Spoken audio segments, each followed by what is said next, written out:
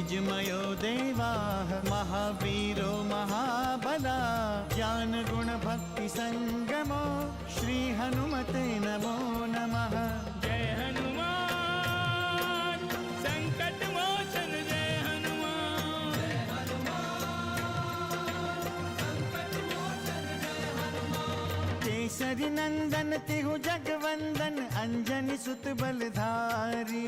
केसरी नंदन तिहु जगवंदन अंजनी सुत बलधारी। संकट मोचन नाम तुम्हारा संकट मोचन नाम तुम्हारा हर संकट पे भारी।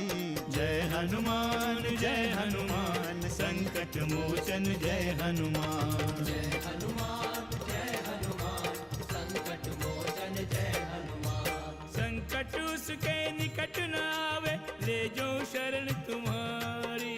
संकट उसके निकट न आवे ले जो शरण तुम्हारी। संकट मोचन नाम तुम्हारा संकट मोचन नाम तुम्हारा हर संकट पे भारी।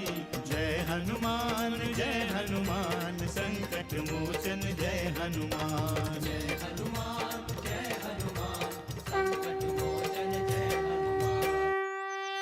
ये दशानन लंकेश रावण तब तक शांत नहीं बैठेगा जब तक सृष्टि से रघुवंशियों का अंत ना कर दे। लंकेश रावण की शक्ति का कारण था उसका अहंकार, और अब उसका अहंकार भंग हो चुका है। अब किसके लिए युद्ध करेंगे आप? किसके लिए स्वर्ण लंका का सिंहासन बचाएंगे? मेघनाद की मृत्यु से रक्षेंद्र विभीषण बहुत दुखी हैं। धर्म की रक्षा के लिए अधर्म का नाश करना आवश्यक है।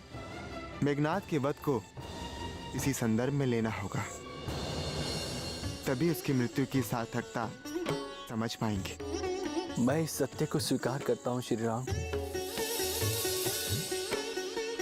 और इसीलिए मानवता और धर्म की रक्षा के लिए मैं आपकी शरण में आया हूं। प्रभु, हमें बीती बातें छोड़कर आगे के अभियान के बारे में विचार करना चाहिए। नहीं हनुमान, हम इतिहास को कदापि नहीं भूल सकते। इतिहास हमारा मार्गदर्शक है। इतिहास की भूमि पर भविष्य की नींव पड़ती है। इतिहास भविष्य को दृष्टि देता है, जिससे आने वाली पीढ़ी को जीवन का मार्ग मिलता है। लंकेश रावण की मृत्यु से भविष्य को सीख मिलेगी। पुनः ये कार्य हमें सिद्ध संपन्न कर देना चाहिए प्रभु। हमें सूचना मिली है श्री राम कि मेघनाद के वध से लंकेश बहुत दुखी है और क्रोध के कारण कुछ भी कर सकते हैं, कुछ भी। हनुमान, पवन कुमार, प्रभु, ये तो युवराज अंगद का स्वर है। लगता है वो कष्ट में है। मैं अभी देखता हूँ उसे। ठहरो हनुमान। प्रभु श्री राम। वो यही आ रहे हैं। प्रभु श्री राम। प्रभु श्री राम। युवराज अंगद, कोई संकट तो नहीं है? संकट नहीं प्रभु, धर्म संकट है।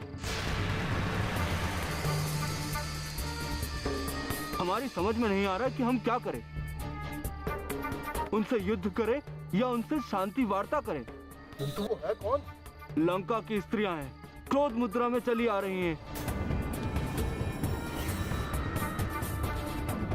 मेरे समझ में नहीं आ रहा कि मैं क्या करूं पवन कुमार। आप चिंता ना करें युवराज अंगद, हम अभी चलकर देखते हैं कि वे सब क्या चाहते हैं। आइए।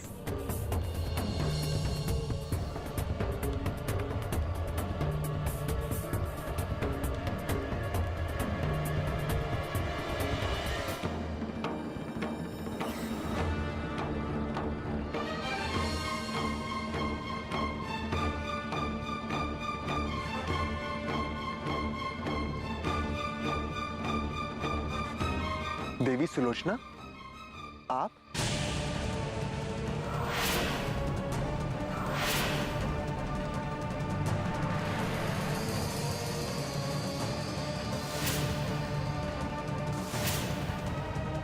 देवी कहकर आप हमारा उपहास ना करें राघव। यदि मुझ में दैवी शक्तियां होती तो आपके अनुज मेरे पति का वध नहीं कर पाते।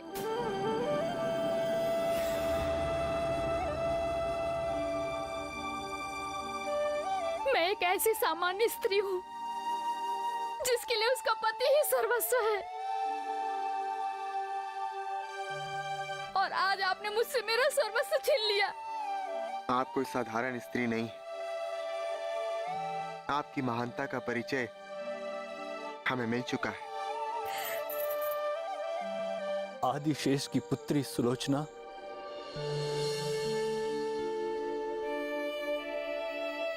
साक्षात सती नारी है।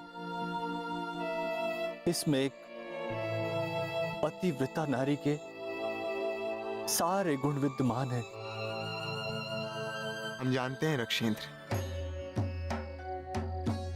हम भली भांति जानते हैं,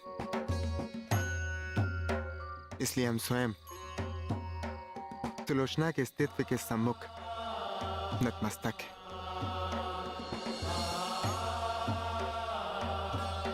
हमें ज्ञात कि पति की मृत्यु आप जैसी नारी के लिए असहाय। मुझे महिमा मंडित ना करे राघव। पति का जीवन प्रत्येक स्त्री के लिए उतना ही महत्वपूर्ण होता है जितना कि हमारे लिए। किंतु मैं यहाँ आपसे सहानुभूति पाने नहीं आई हूँ। मैं यहाँ अपने मृत पति के शरीर को जीवित लेने आई हूँ।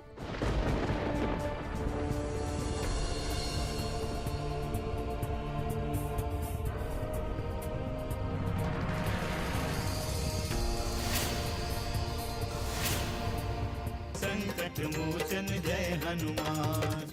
हम भी यही चाहते हैं कि मेघनाद का अंतिम संस्कार का दायित्व उनकी भार्या का हो, और हम आपकी इस इच्छा का सम्मान करते हैं। धैर्य धारण करें सुलोचना, धैर्य धारण करें।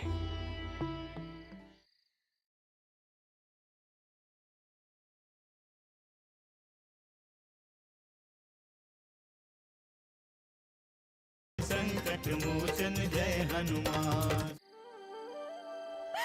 मैं जानती हूँ आप मेरे मृत पति को जीवित कर सकते हैं।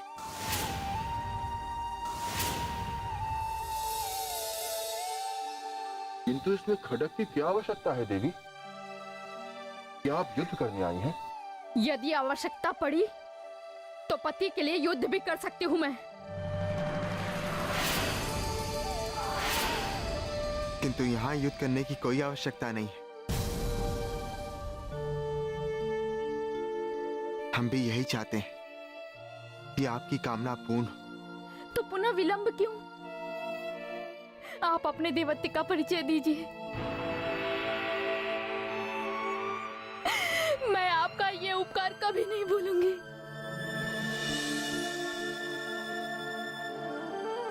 ऐसी कृपा ना करें, आपकी ये कृपा अनर्थकारी हो सकती है। सुलोचना, मैं तो एक साधारण मानव हूं, और मैं मानव वंशी मृतक को जीवित नहीं कर सकता। आप हमें भ्रमित ना करें राघव। आप असंभव को संभव कर सकते हैं।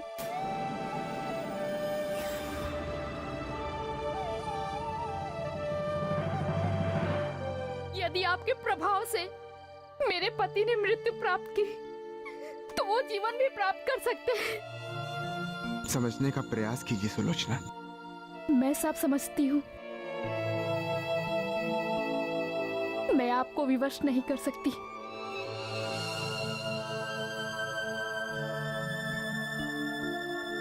इतनी कृपा करें कि मेरे मृत पति के शरीर को मुझे दे दे।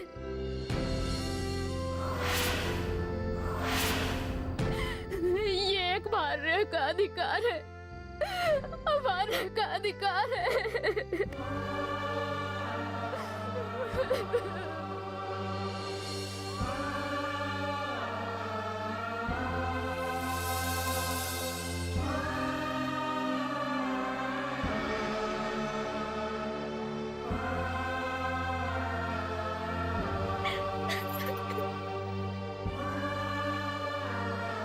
अवश्य,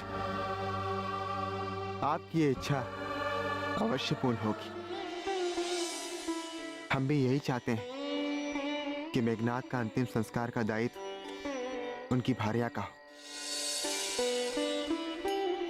और हम आपकी इस इच्छा का सम्मान करते हैं। धैर्य धारण करें सुलोचना, धैर्य धारण करें। आपके पति की मृत्यु का दुख हमें भी है,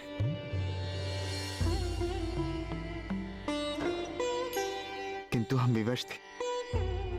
हमारे पास और कोई दूसरा रास्ता नहीं था। हनुमान, जाओ और सती सुलोचना की इच्छा की पूर्ति सम्मान सहित करो। ठीक है प्रभु।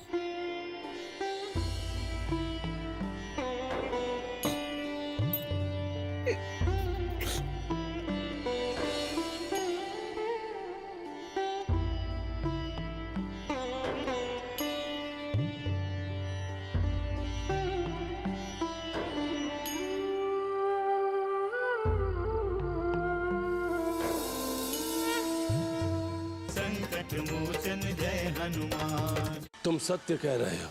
यदि मैंने सीता का मस्तक काट दिया और उसका कटा हुआ मस्तक उस वनवासी राम तक पहुंचा दिया, तो राम अपनी भार्या सीता का कटा हुआ मस्तक देखकर युद्ध करने का साहस ही नहीं करेगा।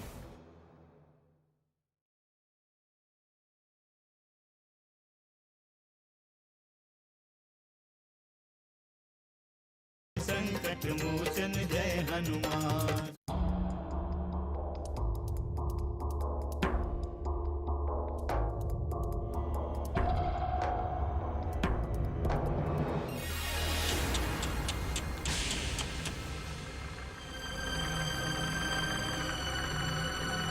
दशानन लंकेश रावण की जय।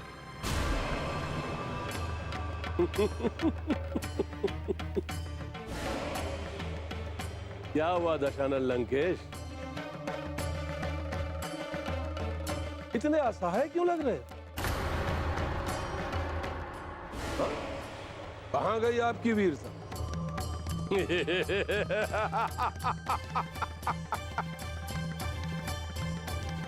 कहां गया आपका शौर्य? वृक्ष वंश का नाश करके बहुत प्रसन्न हो रहे होंगे ना आप? धिक्कार है लंकेश, धिक्कार है तुम पर। उन वनवासियों का सामना नहीं कर पाए, एक साधारण मानव पर दशानन लंकेश रावण विजय प्राप्त नहीं कर पाया। मायावी है वो, मायावी। हम असुरों से कहीं अधिक मायावी है वो। परंतु ये दशानन लंकेश रावण उनका अंत करेगा, समूल नाश करेगा उनका। और जब तक उनका नाश नहीं करेगा, विश्राम नहीं करेगा यह दशानन लंकेश रावण। देखना तुम, कौन नाश करेगा?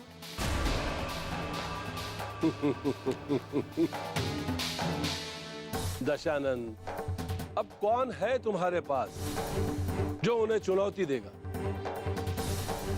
स्वयं भगवान शिव ने तुम्हारा साथ नहीं दिया। दशानन, अब ऐसा कौन है तुम्हारे पास जो उन वनवासियों को चुनौती दे सके? अब देखना, वो शीघ्र लंका आएंगे और तुम्हारा यह सिंहासन तुमसे छीन लेंगे। नहीं, नहीं, नहीं। मेरा सिंहासन मुझसे कोई नहीं छीन सकता, कोई नहीं। किसी में इतनी शक्ति नहीं है कि दशानन लंकेश रावण का सिंहासन दशानन से छीन सके। उन वनवासियों में इतनी शक्ति नहीं है। नहीं, कोई नहीं छीन सकता, कोई नहीं। क्यों नहीं छीन सकते? हाँ? क्यों नहीं छीन सकते? कौन है तुम्हारे पास जो उनका सामना कर पाएगा? कौन है जो शेष बचे रक्त सैनिकों का नेतृत्व कर सके? तुम एकाकी हो रावण, कोई नहीं है तुम्हारे साथ। क्या तुम एकाकी इस कोलाहल करते उन्मादी वानरों का सामना कर पाओगे? क्या तुम एकाकी वीरान पड़ी लंका को बचा पाओगे? अब तुम्हारे पास मेघनाथ और कुंभकर्ण जैसे महायोद्धा भी तो नहीं है जो अपने प्राणों की बलि देकर लंका की रक्षा करने का प्रयास कर सके। कोई नहीं है तुम्हारे पास जो तुम्हारा मनोबल बढ़ा सके। कोई नहीं है तुम्हारे पास जो तुम्हारा साथ दे सके। तुम सत्य कह रहे हो, तुम सत्य कह रहे हो। लंका नगरी अंधकार में डूबती जा रही, और इस अंधकार का मूल कारण है वो मैथिली सीता।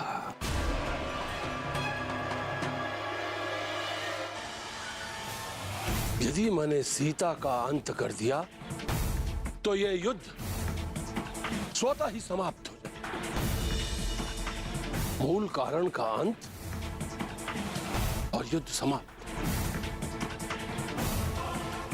यदि मैंने सीता का मस्तक काट दिया और उसका कटा हुआ मस्तक उस बनवासी राम तक पहुंचा दिया, तो राम अपनी भार्या सीता का कटा हुआ मस्तक देखकर युद्ध करने का साहस ही नहीं करेगा। हाँ, ये कार्य तो हमें बहुत पहले कर लेना चाहिए था, परंतु अब भी विलंब नहीं हुआ है। ये कार्य हम अभी करेंगे, इसी क्षण। संकट मोचन जय हनुमान। निसंकोच कहें लंकेश कि अब हमें क्या करना है? वचन देना होगा, वचन देना होगा कि किसी भी स्थिति में तुम दोनों हमारा साथ दो।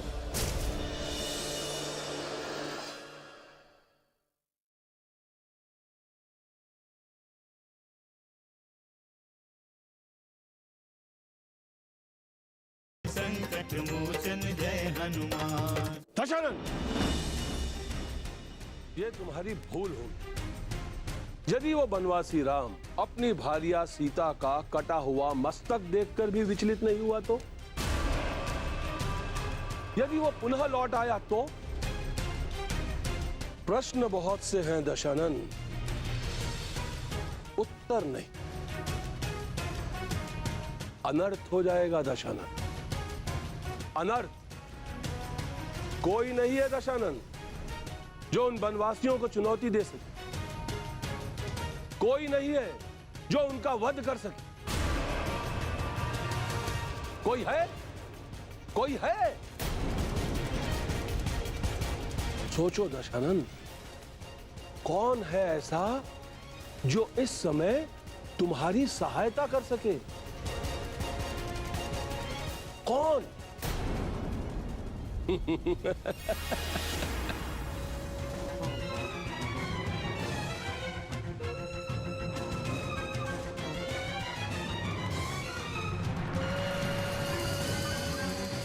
कौन करेगा?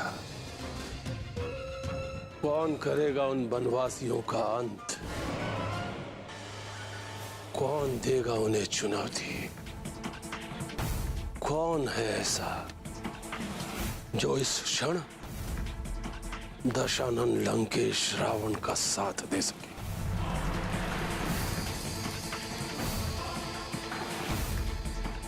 अहिरावण, अहिरावण, अहिरावण और महिरावण, वो करेंगे इन बनवासियों का वध, बनवासियों का अंत तुरंत।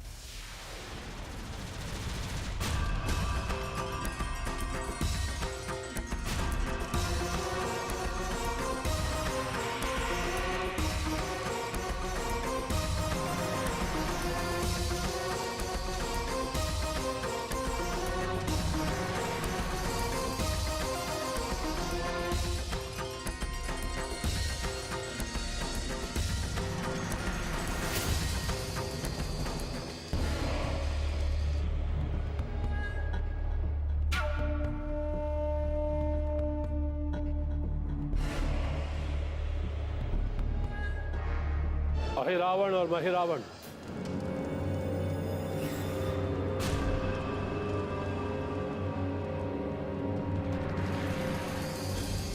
लंकेश, त्रिलोक जयी लंकेश की जय हो। जय तो अवश्य होगी, जय तो अवश्य होगी अहिरावण। इसलिए तो यह दशानन लंकेश रावण काल जयी अहिरावण और महिरावण के पास आया है। हम प्रसन्न हुए और आपकी सहायता करके उससे भी अधिक प्रसन्नता होगी हमें। दिग्विजय, राष्ट्रपति लंकेश के आदेश का उल्लंघन असंभव है। आदेश तो अवश्य दूंगा, किंतु आदेश का उल्लंघन संकटपूर्ण होगा। निसंकोच कहें लंकेश कि अब हमें क्या करना है। वचन देना होगा, वचन देना होगा कि किसी भी स्थिति में तुम दोनों हमारा साथ दोगे।